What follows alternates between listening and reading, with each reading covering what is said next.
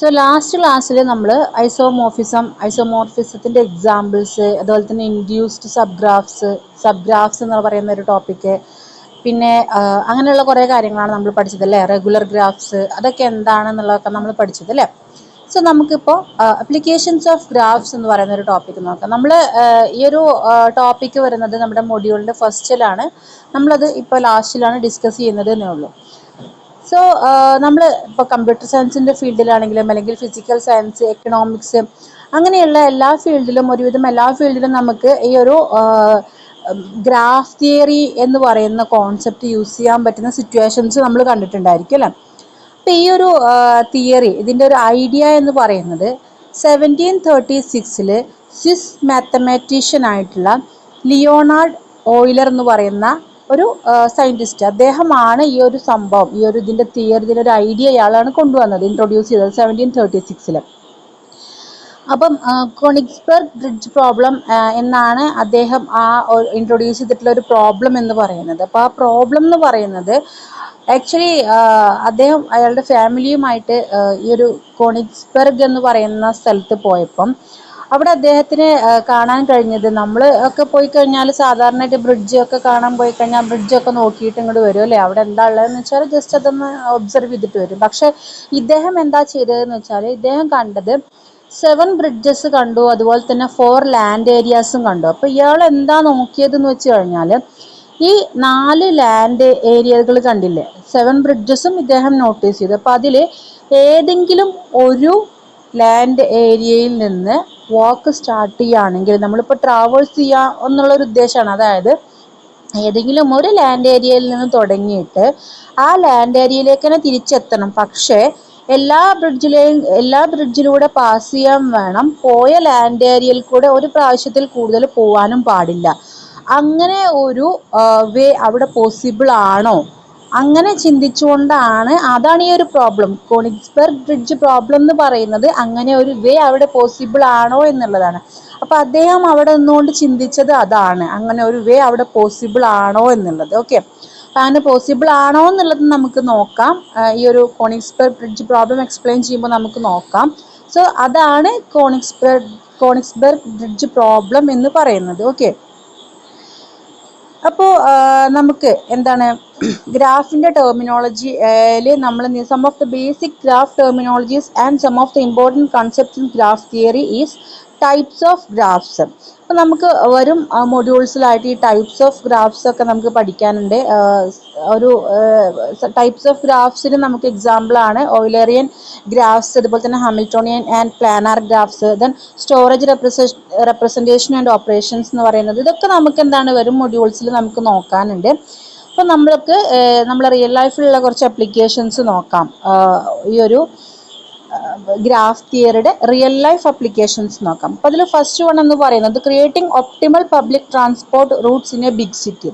So നമ്മളൊരു city എടുക്കുകയാണെങ്കിൽ അതിനകത്തൊരു optimal public transport route create ചെയ്യുക എന്നുള്ളതാണ് ഫസ്റ്റ് എക്സാമ്പിൾ എന്ന് പറയുന്നത്, ഫസ്റ്റ് അപ്ലിക്കേഷൻ എന്ന് പറയുന്നത്.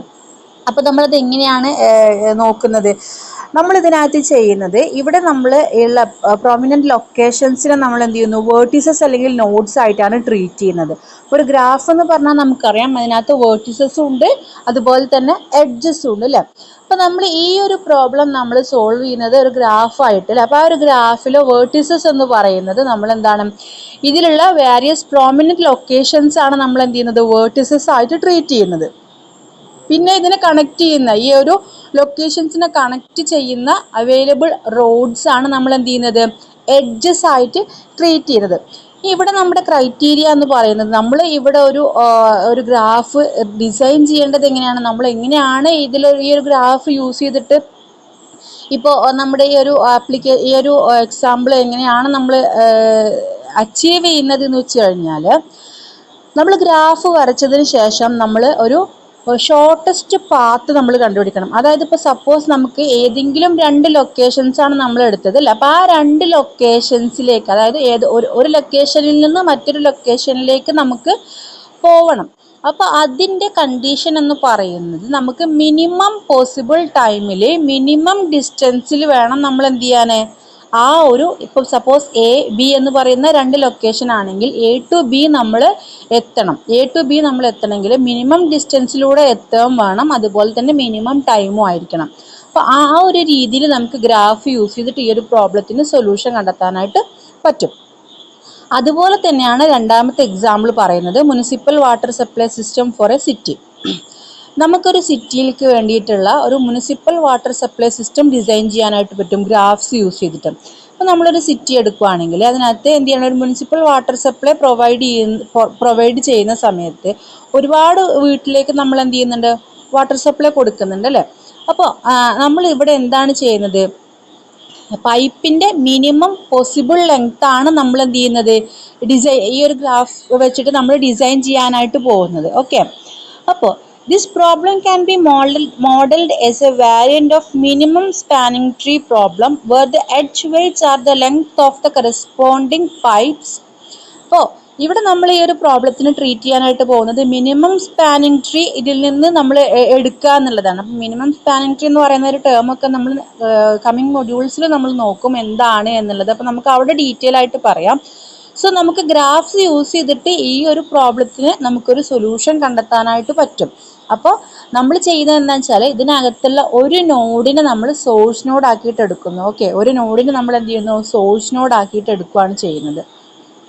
അപ്പോൾ അതെങ്ങനെയാണെന്നുള്ളത് നമുക്കൊന്ന് നോക്കാം. അപ്പം നമ്മൾ സപ്പോസ് ഒരു ഇവിടെ ഇതാണ് നമ്മുടെ സോഴ്സ് നോഡ് എന്ന് പറയുന്നത്. ഓക്കെ, ഈ സോഴ്സ് നോഡിൽ നിന്ന് നമുക്ക് ഇവിടെ എന്ത് ചെയ്തിട്ടുണ്ട്, ഒന്ന് ഇൻ്റർമീഡിയറ്റ് വാട്ടർ ടാങ്ക്സ് ഉണ്ട് എന്ന് വിചാരിക്കുക. ഓക്കെ, ഇനി ഈ ഇൻ്റർമീഡിയറ്റ് വാട്ടർ ടാങ്ക്സിൽ നിന്നാണ് നമ്മൾ എന്ത് ചെയ്യുന്നത്, ഓരോ ഹൗസിലേക്കും ഓരോ വീട്ടിലേക്കും ആവശ്യമായിട്ടുള്ള കണക്ഷൻസ് കൊടുക്കുന്നത്. അപ്പോൾ ഇത് നമുക്കൊരു ഗ്രാഫിക്കൽ റെപ്രസെൻറ്റേഷൻ ആക്കിയിട്ട് നമുക്ക് ഇവിടെ ചെയ്യാനായിട്ട് പറ്റും അല്ലേ.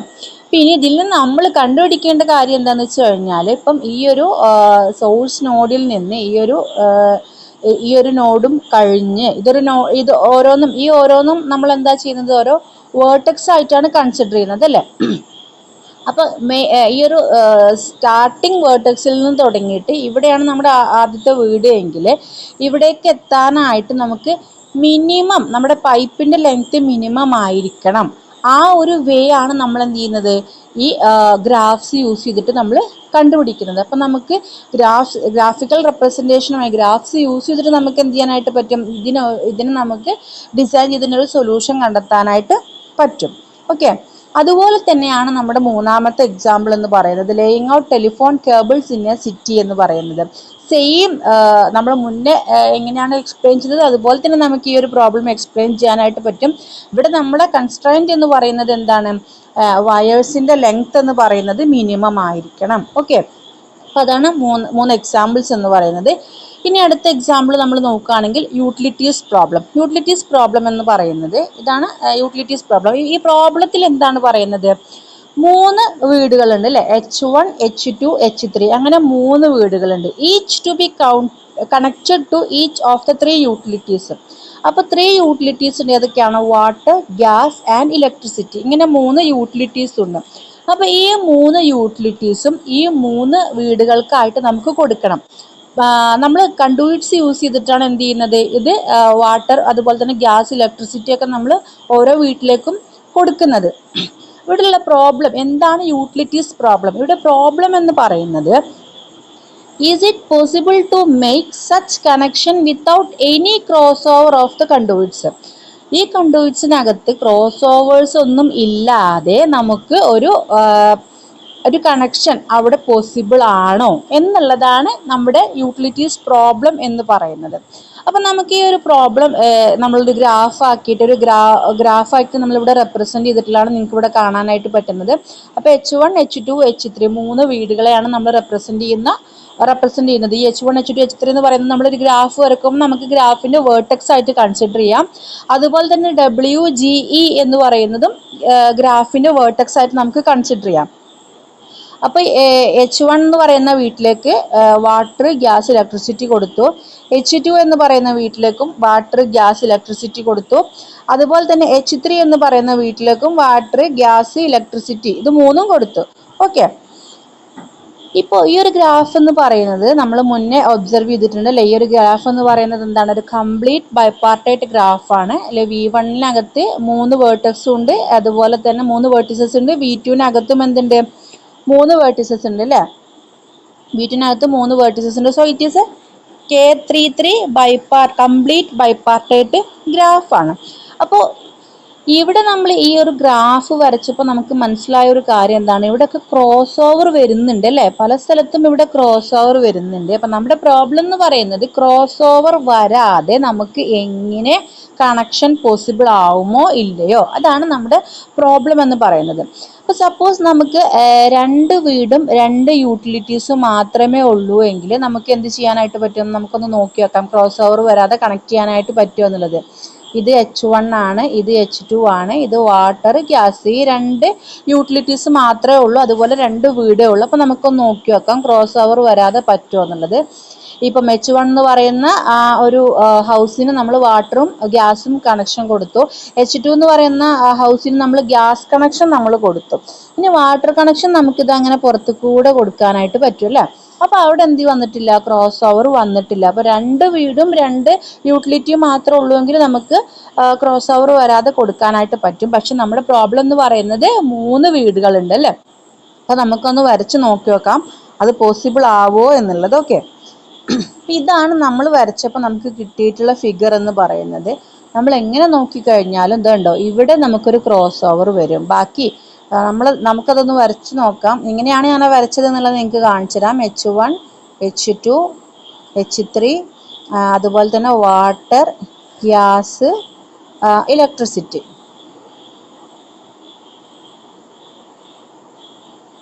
ഓക്കെ, അപ്പം ഞാൻ ആദ്യം H1-ൽ നിന്ന് ഇതിലേക്കും ഇലക്ട്രിസിറ്റി, H1-ൽ നിന്ന് 3 എണ്ണത്തിലേക്കും കണക്ഷൻ കൊടുത്തു. H2-ൽ നിന്ന് ഇലക്ട്രിസിറ്റിയിലേക്ക് കൊടുത്തു. H3-ൽ നിന്നും ഇലക്ട്രിസിറ്റിയിലേക്ക് കൊടുത്തു. ഇവിടെ ഒന്നും ക്രോസ് ഓവർ വന്നിട്ടില്ല. ഇനി H2-ൽ നിന്ന് ഞാൻ വാട്ടറിലേക്ക് ഇതാ ഇങ്ങനെ കൊടുത്തു, അപ്പോഴും ക്രോസ് ഓവർ വന്നിട്ടില്ല. അതുപോലെ H2-ൽ നിന്ന് ഞാൻ എന്ത് ചെയ്തു, ഗ്യാസിലേക്കും കൊടുത്തു. ഇനി അടുത്തത് നോക്കാനുള്ളത് H3-യിൽ നിന്ന് ഞാൻ ഗ്യാസിലേക്ക് ഇതാ ഇങ്ങനെ കൊടുത്തു. ഇനി H3-ൽ നിന്ന് വാട്ടറിലേക്ക് കൊടുക്കണം അല്ലേ. അപ്പം H3-ൽ നിന്ന് വാട്ടറിലേക്ക് കൊടുക്കുന്ന സമയത്ത് നമുക്കിതാ ഇങ്ങനെ ഒരു ക്രോസ് ഓവർ വരും. അപ്പം ഏതെങ്കിലും ഒരു സ്ഥലത്ത് നമുക്കൊരു ക്രോസ് ഓവർ വരും. ഓക്കെ, കണ്ടോ, ആ ക്രോസ് ഓവർ ആണ് ഇവിടെ കാണിച്ചിട്ടുള്ളത്. നമുക്ക് ഏത് രീതിയിൽ നമ്മൾ കണക്ഷൻ കൊടുക്കുകയാണെങ്കിലും കൊടുത്ത് നോക്കുകയാണെങ്കിലും ഏതെങ്കിലും ഒരു വേർട്ടെക്സ് അവസാനം ബാക്കിയാവും. ആ ഒരു വേർട്ടെക്സിനെ നമുക്ക് എന്ത് ചെയ്യാൻ, ഒരു യൂട്ടിലിറ്റിയിലേക്ക് കണക്ട് ചെയ്യുമ്പോൾ ഒരു ക്രോസ് ഓവർ അവിടെ വരുന്നുണ്ട്. അപ്പോൾ നമ്മുടെ പ്രോബ്ലം എന്ന് പറയുന്നത് എന്തായിരുന്നു, പ്രോബ്ലം എന്ന് പറയുന്നത് is it possible to make such connection without any cross over of the conduits എന്നായിരുന്നു. സോ ഇതിൻ്റെ ആൻസർ എന്താണ്, അവിടെ പോസിബിൾ ആവുന്നില്ല അല്ലേ. അപ്പോൾ പോസിബിൾ അല്ല എന്നുള്ളതാണ് ഇതിൻ്റെ ആൻസർ എന്ന് പറയുന്നത്. ഇനി അടുത്തത് സീറ്റിംഗ് പ്രോബ്ലം ആണ് അടുത്ത ഒരു അപ്ലിക്കേഷനിൽ വരുന്നത്. അപ്പം എന്താണ്, 9 members of a new club meet each day for lunch at a round table. അപ്പോൾ ഒരു ക്ലബ് ഉണ്ട്, ആ ക്ലബിനകത്ത് 9 members ഉണ്ട്. അപ്പോൾ അവർ ലഞ്ചിന് വേണ്ടിയിട്ട് എന്ത് ചെയ്യുന്നു, ഒരു റൗണ്ട് ടേബിളിൽ എല്ലാ ദിവസവും ഒത്തുകൂടാറുണ്ട്. അപ്പോൾ അവർ ഒരു കാര്യം ഡിസൈഡ് ചെയ്തത് എന്താണെന്ന് വെച്ച് കഴിഞ്ഞാൽ, ഓരോ ദിവസം ഇരിക്കുമ്പോഴും അവർ ലഞ്ചിന് ഇരിക്കുന്ന സമയത്ത് ഒരാളുടെ അടുത്തിരിക്കുന്ന ആള് റിപ്പീറ്റ് ചെയ്ത് വരരുത്.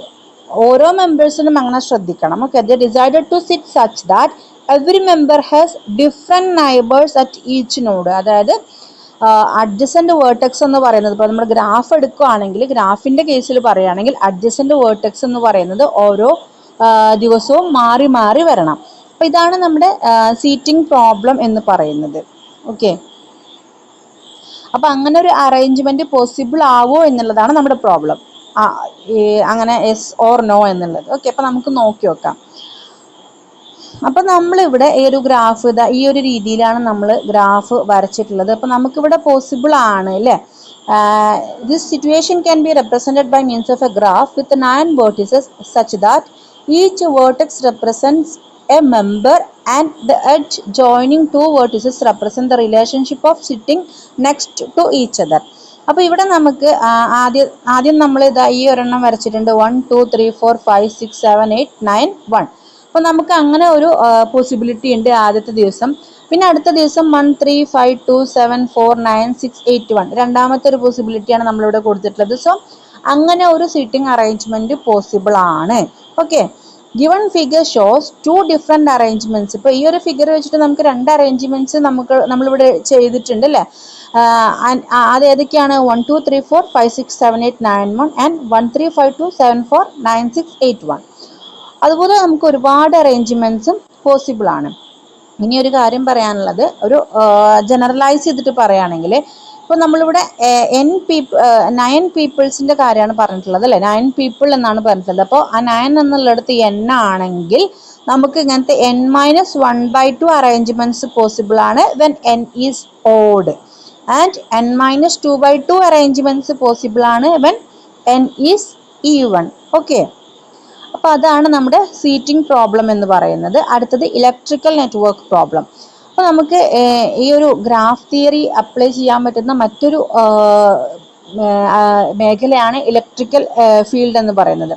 Electrical network is an interconnection of electrical components such as batteries, resistors, inductors, capacitors, switches, transistors etcetera. ഒരു ഇലക്ട്രിക്കൽ നെറ്റ്വർക്ക് എന്ന് പറയുന്നത് അതിനകത്ത് നമുക്കറിയാം അല്ലേ, ബാറ്ററിയും റെസിസ്റ്റേഴ്സും ഇൻഡക്ടേഴ്സും കപ്പാസിറ്റേഴ്സും സ്വിച്ചസും ട്രാൻസിസ്റ്റേഴ്സും എല്ലാം ഉണ്ടായിരിക്കും അല്ലേ. സോ നമുക്കിതിനൊരു ക്ലോസ്ഡ് ലൂപ്പായിട്ട് നമുക്ക് കൺസിഡർ ചെയ്യാനായിട്ട് പറ്റും. പിന്നെ അതിനകത്ത് എന്താണ്, നമുക്ക് giving a return path for the കറണ്ടിന് ഒരു റിട്ടേൺ പാത്തും ഇതിനകത്തുണ്ട് അല്ലേ. അപ്പോൾ നമുക്ക് ഈ ഒരു ഇലക്ട്രിക്കൽ നെറ്റ്വർക്കിനെ നമുക്ക് എന്ത് ചെയ്യാനായിട്ട് പറ്റും? ഒരു ഗ്രാഫ് ആക്കിയിട്ട് റെപ്രസെന്റ് ചെയ്യാനായിട്ട് പറ്റും. ഓക്കെ, ഇതിനകത്തുള്ള electrical network can be represented using graph. എങ്ങനെയാണ് നമ്മൾ ഒരു ഇലക്ട്രിക്കൽ നെറ്റ്വർക്കിനെ ഗ്രാഫായിട്ട് റെപ്രസെന്റ് ചെയ്യണത്? Each node of the network can be considered as A vertex. ഈ നെറ്റ്വർക്കിലെ നോഡിനെ നമ്മൾ വേർട്ടെക്സ് ആയിട്ട് കൺസിഡർ ചെയ്യും, ഗ്രാഫിന്റെ വേർട്ടെക്സ് ആയിട്ട് കൺസിഡർ ചെയ്യാം. അതുപോലെ തന്നെ നെറ്റ്വർക്കിൽ വരുന്ന ബ്രാഞ്ചിനെ നമ്മൾ എന്ത് ചെയ്യുന്നു? എഡ്ജ് ആയിട്ടും കൺസിഡർ ചെയ്യാം. സോ ഇവിടെ നമ്മളൊരു എക്സാമ്പിൾ കൊടുത്തിട്ടുണ്ട് അല്ലേ. ഈ എക്സാമ്പിളിനകത്ത് ഇതാണ് നമ്മുടെ ഇലക്ട്രിക്കൽ നെറ്റ്വർക്ക്. ആ ഇലക്ട്രിക്കൽ നെറ്റ്വർക്കിന്റെ കറസ്പോണ്ടിങ് ഗ്രാഫ് റെപ്രസെന്റേഷൻ ആണ് നമ്മളിവിടെ കൊടുത്തിട്ടുള്ളത്. ഓക്കെ, ഇനി ഗ്രാഫ്സ് എവിടെയൊക്കെയാണ് എങ്ങനെയൊക്കെയാണ് യൂസ് ചെയ്യുന്നത് എന്നുള്ള കാര്യമാണ് നമ്മൾ അതിന്റെ അപ്ലിക്കേഷൻസ് എന്നുകൂടി നമ്മൾ പറഞ്ഞിട്ടുള്ളതാണ്. Graphs are used to define the flow of computers. അടുത്തത് എന്താണ്? Graphs are used to represent networks of communication. Graphs are used to represent networks of communication. അടുത്തത് എന്താണ്? Graphs are used to represent data organisation. Then graph theory is used to find shortest path in road or network. അപ്പോൾ നമുക്ക് shortest path കണ്ടുപിടിക്കാനായിട്ടും നമ്മൾ എന്ത് ചെയ്യുന്നുണ്ട്? ഈ graph theory use ചെയ്യുന്നുണ്ട്. നമ്മളെല്ലാവരും ഉപയോഗിക്കുന്ന ഒരു ആപ്ലിക്കേഷനാണ് ഗൂഗിൾ മാപ്സ് അല്ലേ. ഗൂഗിൾ മാപ്സിനകത്ത് നമ്മൾ ഈ ഒരു ആപ്ലിക്കേഷൻ ഒരു ഗ്രാഫ് തിയറി യൂസ് ചെയ്തിട്ടാണ് ഷോർട്ടസ്റ്റ് പാത്ത് കണ്ടുപിടിക്കുന്നത്. അതുപോലെ തന്നെ ഇലക്ട്രിക്കൽ എഞ്ചിനീയറിംഗിൽ ഗ്രാഫ് തിയറി നമ്മൾ സർക്യൂട്ട് കണക്ഷൻസ് ഒക്കെ ഡിസൈൻ ചെയ്യാനായിട്ട് യൂസ് ചെയ്യുന്നുണ്ട്. ഈ സർക്യൂട്ട് കണക്ഷൻസിനാണ് നമ്മൾ ടോപ്പോളജീസ് എന്ന് പറയുന്നത്. പിന്നെ നമ്മുടെ കമ്പ്യൂട്ടർ സയൻസിനകത്ത് നമ്മൾ ഗ്രാഫ് തിയറി ഉപയോഗിക്കുന്ന എന്ന് പറഞ്ഞു കഴിഞ്ഞാൽ സ്റ്റഡി ഓഫ് അൽഗോരിതംസ്, അതായത് ഡിജിക്സ്ട്രാസ് അൽഗോരിതം, പ്രിംസ് അൽഗോരിതം, ക്രൂസ്കൽസ് അൽഗോരിതം, ഇതിനകത്തൊക്കെ നമ്മൾ എന്ത് ചെയ്യുന്നുണ്ട്? ഗ്രാഫ് തിയറി യൂസ് ചെയ്യുന്നുണ്ട്. അപ്പം നമുക്ക് ഈ അൽഗോരിതമൊക്കെ നമുക്ക് പഠിക്കാനുണ്ട്, നമുക്കത് നോക്കാം എന്താണ് ഈ ഓരോ അൽഗോരിതം എന്നുള്ളതും. അപ്പോൾ ആ സമയത്ത് ഈ ഗ്രാഫ് തിയറി എങ്ങനെയാണ് നമ്മൾ ഈ അൽഗോരിതത്തിൽ അപ്ലൈ ചെയ്യുന്നത് എന്നുള്ളതും നമുക്ക് നോക്കാം. പിന്നെ ഫിസിക്സ്, കെമിസ്ട്രി, അതിനകത്തൊക്കെ നമ്മൾ മോളിക്യൂൾസിൻ്റെ സ്റ്റഡീസിനൊക്കെ ആയിട്ട് നമ്മൾ യൂസ് ചെയ്യുന്നുണ്ട്. അതുപോലെ തന്നെ മോളിക്കുലർ സ്ട്രക്ചർ കൺസ്ട്രക്ട് ചെയ്യാൻ ഗ്രാഫ് നമ്മൾ യൂസ് ചെയ്യുന്നുണ്ട്. അതുപോലെ തന്നെ നെറ്റ്വർക്ക് സെക്യൂരിറ്റിയിൽ ഗ്രാഫ് തിയറി യൂസ് ചെയ്യുന്നുണ്ട്. പിന്നെ മാത്സിലാണെങ്കിൽ ഒരു ഓപ്പറേഷൻ റിസർച്ച് എന്ന് പറയുന്നത് ഒരു ഇമ്പോർട്ടൻറ്റ് ഫീൽഡാണ്. അപ്പോൾ ഈ ഒരു ഓപ്പറേഷൻ റിസർച്ചിൽ ഗ്രാഫ് തിയറി ഒരുപാട് യൂസ്ഫുൾ അപ്ലിക്കേഷൻസിന് നമ്മൾ ഈ ഗ്രാഫ് തിയറി പ്രൊവൈഡ് ചെയ്യുന്നുണ്ട് ഈ ഒരു ഓപ്പറേഷൻ റിസർച്ചിൽ. അതായത് അതിന് എക്സാമ്പിൾസാണ് minimum cost path, scheduling problem എന്നൊക്കെ പറയുന്നത്. അപ്പോൾ അത്രയാണ് നമ്മുടെ അപ്ലിക്കേഷൻസ്. ഇനി അപ്ലിക്കേഷൻസിൽ ഇമ്പോർട്ടൻ്റ് ആയിട്ടുള്ള ഞാൻ ഫസ്റ്റിൽ നമ്മൾ തുടങ്ങിയിട്ടുണ്ടായിരുന്നത് കോണിക്സ്ബർഗ് ബ്രിഡ്ജ് പ്രോബ്ലം എന്നത് പറഞ്ഞിട്ടാണ്. അപ്പോൾ അതെന്താണെന്നുള്ളത് ഞാൻ അടുത്ത ക്ലാസ്സിൽ എക്സ്പ്ലെയിൻ ചെയ്തുതരാം. Okay, thank you.